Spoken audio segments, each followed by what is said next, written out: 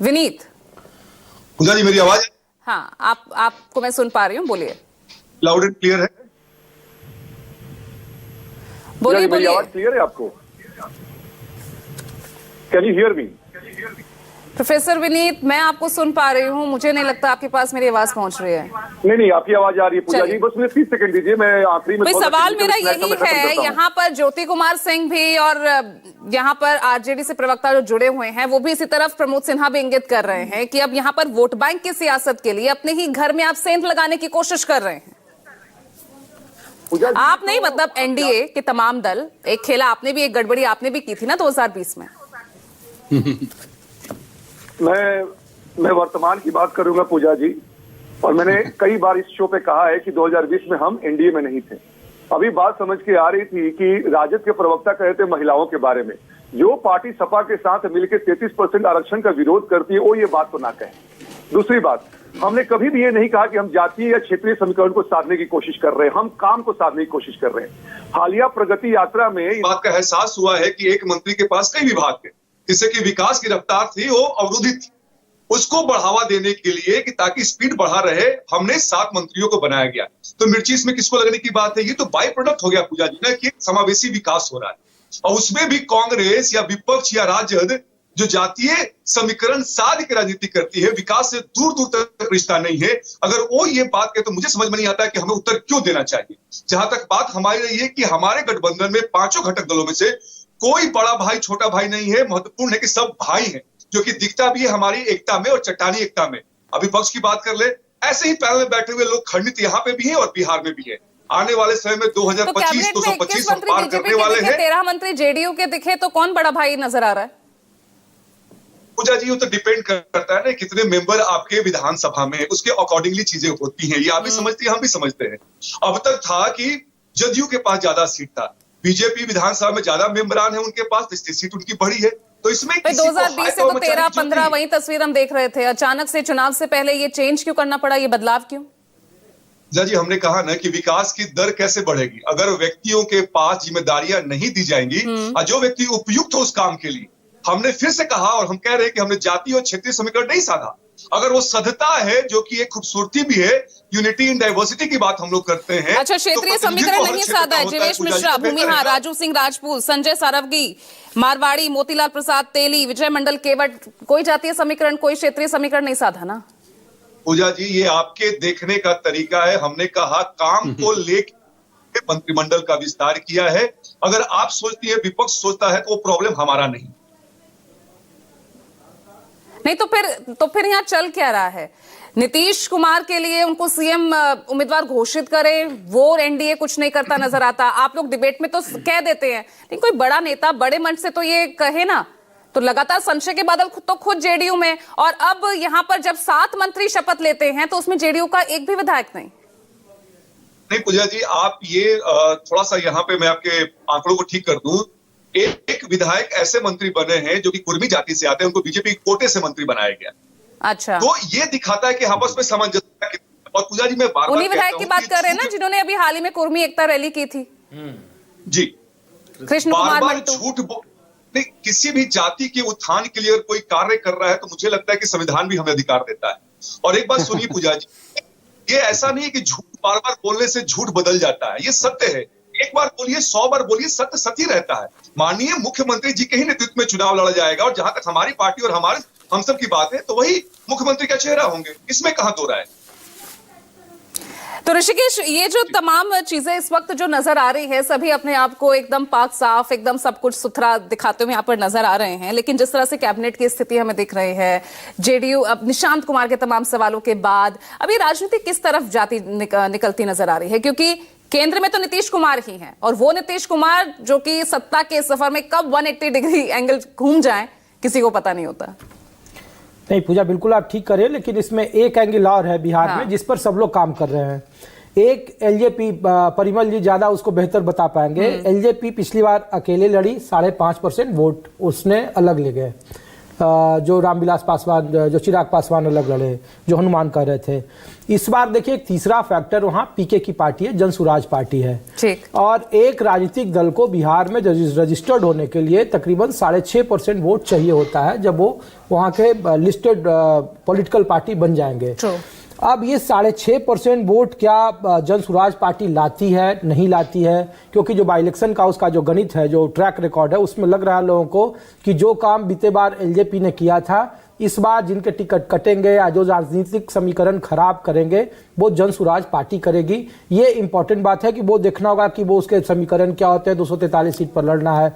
दूसरी बात, जो बीएसपी के कमजोर होने के बाद आप देखिए कि महाराष्ट्र में भी उसका असर दिखा, हरियाणा में भी दिखा, दिल्ली में भी दिखा।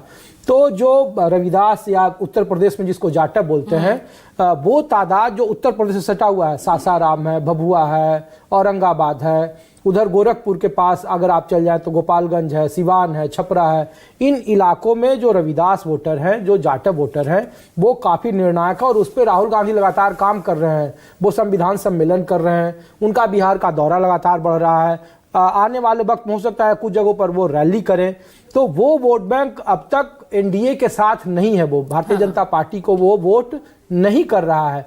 तो वो 5-5.5% वोट किधर शिफ्ट करेगा, क्या होगा, कहना मुश्किल है। और वो समीकरण किस ओर बिगाड़ेगा। तो एक जन सुराज का एंगल है। दूसरा जो एंगल है वो आपके जाटवों का है कि वो जो दलितों का जो वोट है। तीसरी बात यह है कि पूजा, जो बार बार अगर नीतीश कुमार के बेटे निशांत कह रहे हैं कि एनडीए का चेहरा घोषित किया जाए, तो ये ऐसे नहीं कर रहे हैं। 20 साल से जो मुख्यमंत्री हो, जिनका बेटा राजनीति से दूर रहा हो, जेडीयू के भीतर भी, क्योंकि देखिए जेडीयू बहुत खास तौर पर जवाब नहीं दे रही है, जो 21 मंत्रियों की संख्या हुई है। ये जरूर कहा जा रहा है कि जेडीयू के कोटे के मंत्रालय बीजेपी नहीं लेगी, अपने मंत्रालय में से वो देगी। लेकिन आप देखिए कि समीकरण आप देख लीजिए कि दक्षिण बिहार से विजय सिन्हा थे, उधर से जीवेश मिश्रा को बना दिया उत्तर बिहार में। आप इधर देख लीजिए कि 2 निषाद का समीकरण राजभूषण चौधरी मुजफ्फरपुर से थे, तो अररिया में फिर उनको बना दिया गया। जो विजय मंडल हैं उनको मंत्री बना दिया गया। दिलीप जायसवाल को हटा दिया, किशनगंज से वो थे, उसके बदले प्रताप किशोर प्रसाद को बना दिया गया।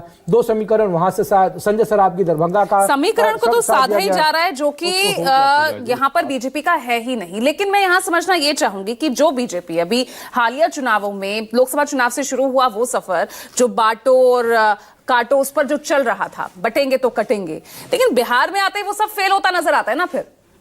पूजा जी, हाँ बिल्कुल आप ठीक कर रही हैं। वहाँ बटेंगे तो कटेंगे वाली राजनीति नहीं है, वहाँ हमेशा जातीय गोलबंदी की राजनीति होती है।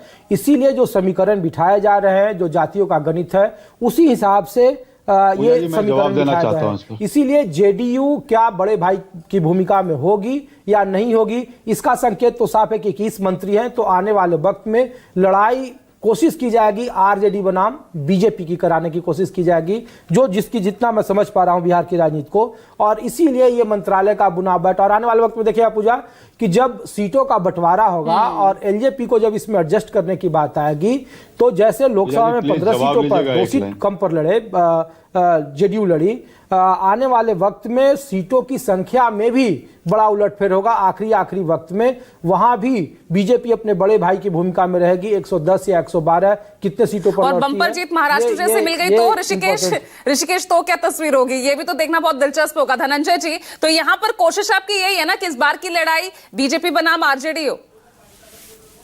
नहीं, देखिए एनडीए की लड़ाई होगी। एनडीए की लड़ाई इस भय, भूख और भ्रष्टाचार से है।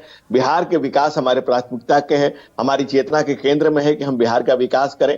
कांग्रेस जिसने बिहार को कुतर कुतर के बर्बाद किया और लालू जिसने जंगल राज से तबाह किया, और लालू और उनके लालों ने जिस तरह से लूटा है, और आज जिस तरह की बातें वो कर रहे हैं, भाई आरजेडी भी अगर विकास की अगर बात कर रही तो सोचिए 20 साल में हमने कितना बदला है बिहार को, कि राजद जैसे दल को भी बदल दिया, जबकि इन्हीं के नेता कह रहे हैं कि फिरौती होती थी और सीएम हाउस में उसके ट्रांजैक्शन होता था। 20 साल का विकास आप गिनवाते हैं, लेकिन 20 साल से जो सीएम पद पर आसीन हैं, उनको इस बार सीएम घोषित करने में आप जो है हिचकिचा जाते हैं, तब बात नेतृत्व पे आ जाती है।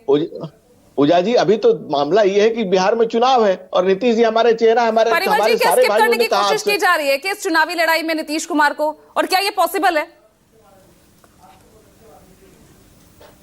परिमल जी देखिए पूजा जी, अभी आपके डिबेट में भी चैनल पर आपने दिखलाया है कि शाहनवाज हुसैन ने कहा है कि फिर नीतीश कुमार ही सीएम फेस होंगे, उसमें कोई प्रॉब्लम कहाँ है? आज हमारे यहाँ समस्तीपुर जिला में एनडीए के जिला स्तरीय कार्यकर्ता सम्मेलन आयोजित किए जा रहे हैं, जिसमें सभी 5 दलों के प्रदेश अध्यक्ष वहां शामिल होंगे। पूजा जी ध्यान से देखिएगा, दिलीप जायसवाल फिर बोलेंगे कि 225 फिर से नीतीश, तो बार बार बोलने की आवश्यकता क्या है?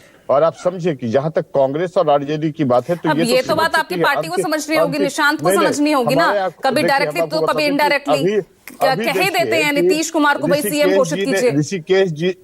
ऋषिकेश जी ने कहा कि राहुल गांधी संविधान बचाओ सम्मेलन कर रहे हैं, तो मैं आपको बतला दूं कि राजद और कांग्रेस दोनों संविधान विरोधी है और दोनों बेसिकली रिजर्वेशन विरोधी है। देखिए ये लोग जाति आधारित जनगणना तो रिजर्वेशन के दायरा को जो हम लोगों ने बढ़ाने का काम किया 2011 में इन्होंने सोशियो सर्वे करवाया था, जनता को जानकारी होनी चाहिए, लेकिन इन लोगों ने कानून की भी धज्जियां उड़ा दी। जो सेंसस एक्ट के तहत ये registrar of census responsible to conduct. अरे आप इस बार बड़े भाई की भूमिका में रहेंगे या नहीं, फिलहाल तो चिंतन करने की ये जरूरत हो गई। प्रमोद सिन्हा, प्रमोद जी बोलिए। देखिए अभी बोल रहे थे परिमल जी, आरक्षण के दायरा को हम लोगों ने आगे बढ़ाया और विधान और सुन लीजिए ना परिमल जी, अब बर्दाश्त थोड़ा कर लीजिए ना, अभी आप बोल रहे थे ना। बोलिए अपनी बात। पार्लियामेंट्री कमेटी में परिमल जी ऐसे नहीं ना, एक एक करके बात कीजिए, एक बार में एक ही व्यक्ति बोलेगा। परिमल जी मीटिंग में लालू प्रसाद यादव शामिल नहीं होगी। परिमल जी परिमल जी मुझे आपको ऑडियो डाउन करना पड़ेगा। जो जन सरोकार के मुद्दे हैं उन तमाम मुद्दों को लेकर के हमारे नेता आदरणीय तेजस्वी प्रसाद यादव जी जनता के बीच जा रहे हैं। महंगाई किस कदर है, बेरोजगारी किस कदर है बिहार में, पलायन किस कदर पर जारी है। 20 वर्षों से आपकी सरकार है और फिर भी बात आप कह रहे हैं। लेकिन प्रमोद जी एक बात समझिए ना, 7-8 महीने पहले इस तरह से कैबिनेट विस्तार कर, मंत्रियों को जिम्मेदारी देकर, विभागों का बंटवारा करके अब फिर से उन्हें योजनाओं को जनता के बीच पहुंचाएगा ना एनडीए? नहीं, ये 6 महीने का जो वक्त है तो इनको करना था, तो जब महागठबंधन से अलग हुए थे तो उसी समय इसको करना चाहिए था ना। 2-4 महीना तो मंत्री को समझने में ही लग जाएगा। ये सिर्फ जनता को भ्रमित करने के लिए इस प्रकार का काम किया गया है। और जनता दल यूनाइटेड को तो मैंने पहले भी कहा कि एक तरीके से हाईटेक कर दिया गया है। बोलिए प्रोफेसर विनीत।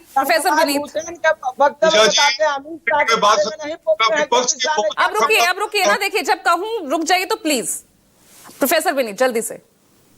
पूजा जी, विपक्ष की बौद्धिक क्षमता पे मुझे हमेशा से प्रश्न लगता है। इनको ये भी नहीं मालूम है कि जो आरक्षण का दायरा बना हुआ है वो सुप्रीम कोर्ट में सब जुडिस है, तो जब तक सुप्रीम कोर्ट का निर्णय नहीं आएगा तब तक हम कुछ नहीं कर सकते। में आप शामिल कर दीजिए। ज्योति कुमार सिंह।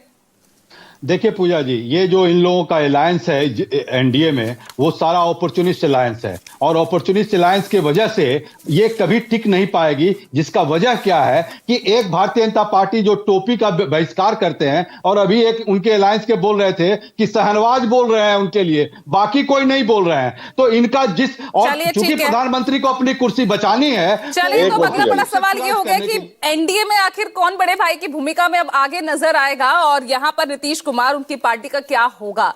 विपक्ष तो इसी को लेकर लगातार चुस्कियां ले रहा है और फिलहाल जो तस्वीर है वो आपके सामने ही है। बहुत बहुत शुक्रिया इस चर्चा में जुड़ने के लिए। आज के लिए ब्रेकिंग विद एजेंडा में इतना ही। नमस्कार। Powered by Policybazaar